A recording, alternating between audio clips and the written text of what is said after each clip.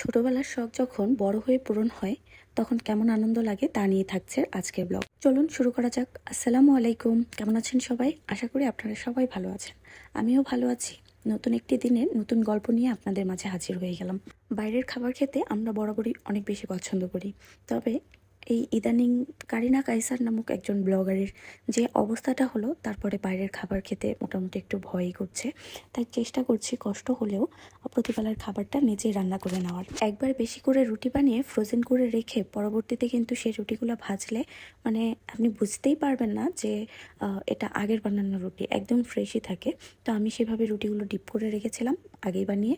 আজকে সেগুলো বের করে একটু ভেজে নিচ্ছি, সাথে মিষ্টি কুমড়া ভাজি আর একটা ডিম পোচ দিয়ে সকালের নাস্তা রেডি করে ফেলেছি। নাস্তা খেতে খেতেই চিন্তা করছিলাম আজকে ঘরের রূপটা পরিবর্তন করব।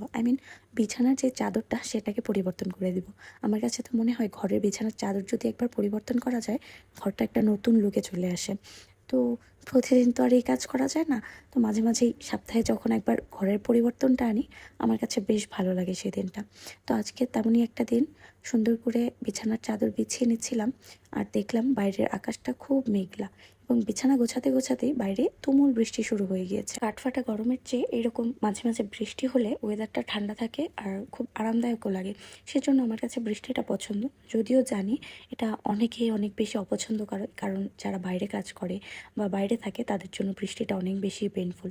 তবে যাই হোক, বৃষ্টি হতে হতে আমি আমার ঘরটর গুছিয়ে নিয়েছিলাম। ঘরটর গোছাতে গোছাতেই হঠাৎ চোখে পড়লো যে আমার ড্রেসিং টেবিলের আয়নাটা খুব বেশি ময়লা হয়ে আছে।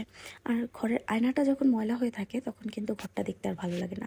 তাই সুন্দর করে আয়নাটাকে ভালো করে মুছে নিলাম।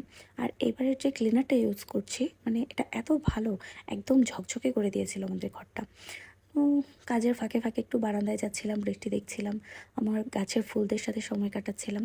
ভালোই লাগে বৃষ্টির দিন আমার কাছে। আপনাদের কাছে বৃষ্টির দিন কেমন লাগে জানাবেন কিন্তু। তো বাইরে বৃষ্টি দেখছিলাম আর ভাবছিলাম দুপুরের জন্য কি রান্না করব। এই রান্না বান্নার টেনশন মানে একজন হাউসওয়াইফের জন্য সবচেয়ে বেশি পেইনফুল। আজকে কি রান্না করব, কালকে কি হবে, রাতে কি খাবো, দুপুরে কি হবে, মানে এগুলোর চিন্তা করতে করতে আমাদের সময় হয়তো কেটে যায়। আপনাদের সাথেও কি এমন হয় জানাবেন কিন্তু।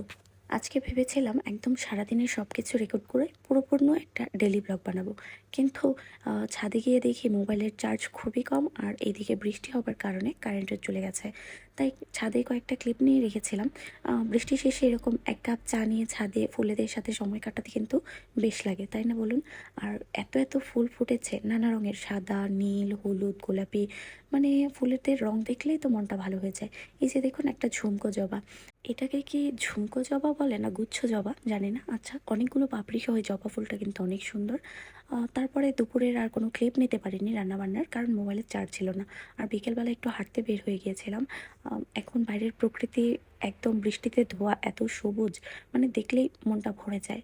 এই ফুলেদের সাথে আবার একটু সময় কাটিয়ে বাসায় চলে এসেছি। ছেলে আর ছেলের বাবা বসে আছে আমার জন্য, যে আমি আসলে তারা পার্সেল আনবক্সিং করবে। আর পার্সেলে আছে ওই যে শুরুতে বলেছিলাম না, যে ছোটোবেলায় অনেক কিছু কিনতে ইচ্ছে করে কিন্তু আমরা কিনতে পারি না, আর বড় হয়ে যখন সেই শখটা পূরণ হয় তখন আমাদের এত আনন্দ হয়। যে কেমন আনন্দ হয় সেটাই আপনারা এখন দেখতে পাবেন।